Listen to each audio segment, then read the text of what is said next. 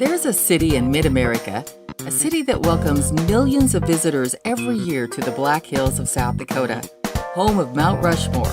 That city is Rapid City, population 67,000. A friendly city with a small-town atmosphere, yet big city shopping. Right in the midst of this city, downtown between 6th and 7th Streets off of Main, is hidden a most unusual alley, like no other alley in America. It's called Art Alley. It's here that artists from all across America express themselves with brush, roller, and aerosol can, painting on the brick walls, the trash bins, and even the electric meters in a graffiti-type style that's welcome permit-free and no violations. We stopped down to take a look at Art Alley and to see firsthand what types of art we would find.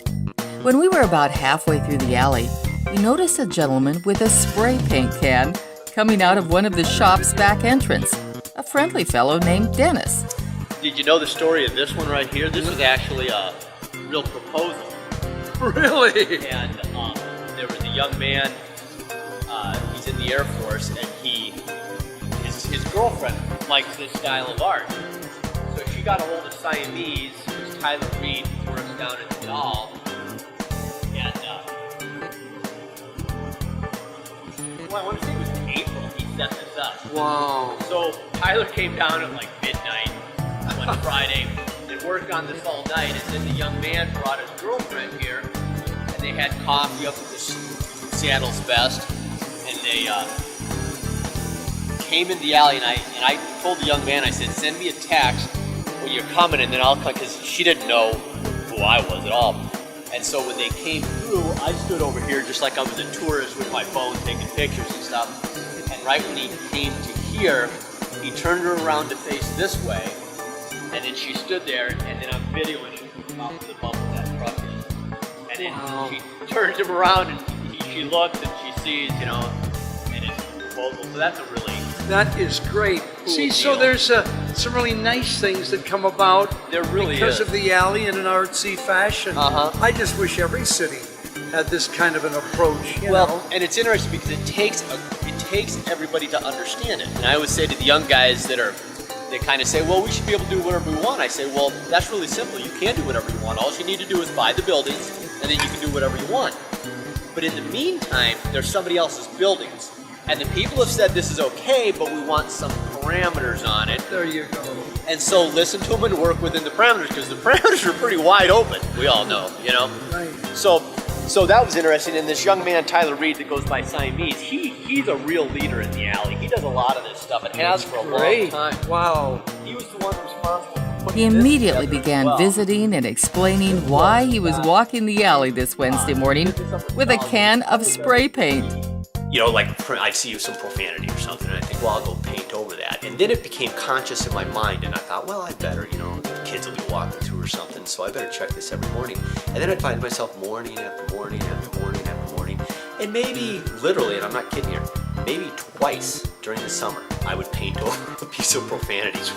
And you would think that the number would just statistically be way higher than that. I'm not saying there's not foolishness that goes on in the alley. I'm not saying that there's not stuff where somebody's done a scribble over somebody's really nice piece they worked on. But just the actual profanity, things that are profanity, and I think things that look like gang terms are the two things that I paint over, and I say this just isn't going to work here. This is just the wrong place. If this is how you want to express yourself, that's fine. But what happens is, you get two or three that bring it down for a whole bunch that want to enjoy it. And I usually I'll put up a sign, and I'll put down my name, and I'll say, if you feel differently, feel free to call me. Here's my cell phone number. You can call me. I'm at the factory. Not a hard man to find. Maybe you can convince me that we should do that. I don't think you can, but you might be able to, and I'm willing to talk about it. You can find tourists and locals strolling the Art Alley on Thursday nights all summer long. Street musicians, bands, and vendors make for a fun-filled evening. There's always this issue. We've talked to the guys that have the dumpsters, is they can't tell whose is whose. So Eric at Vino 100 had somebody put Vino 100 in dimensional letters. So you can paint over that all you want, and it's still Vino 100. Right. So we've kind of talked to some of the dumpster places and said, we could do something like that. Well, they're not thrilled with the idea of doing this because sometimes they come, the dumpsters go to different places.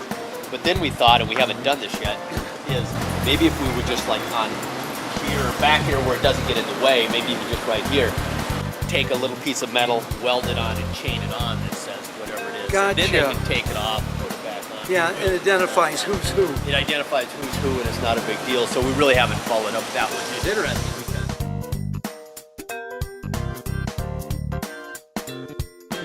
At night, with the help of streetlights, Art Alley takes on a whole different look that's worth a viewing.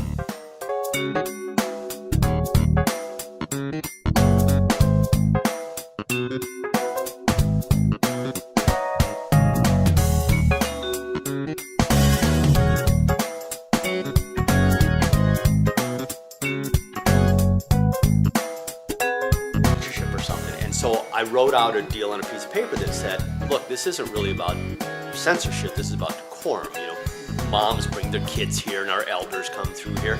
And so it's an issue of decorum and not censorship, because I'd be the first one to be against censorship, but I'm also aware of decorum.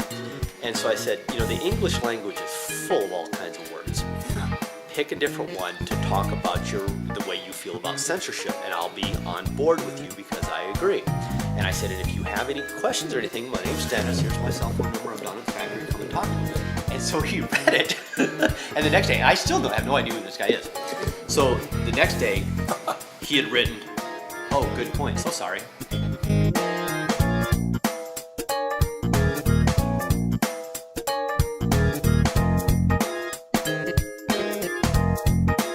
Kind of even like the alley, we started talking about sustainability and passing it on. Like I was telling you, we used to talk, we knew how it worked. Now these younger people that become involved, I'm more clear on here's what worked and here's why it worked and here's what we should do. And when something comes up, I can say, well, let's do this, let's talk about this, let's keep the narrative going in a very strong, powerful way. Let's not look around and see what's going on out here, because those things aren't working. We understand that. So let's do something different. Let's really do this thing where you guys change the world. You guys want to change the world for the better. You know where it starts? Right here, right now. And that's what it does. So, and it's just it's fun to watch and develop in the art and the expression and all the different nuances that come up. So, yeah, sometimes that alley is just magic. Art Alley, a different approach to graffiti art in a city least expected. Rapid City, South Dakota, home of the Black Hills, Mount Rushmore National Monument, an entrance to the wild, wild west.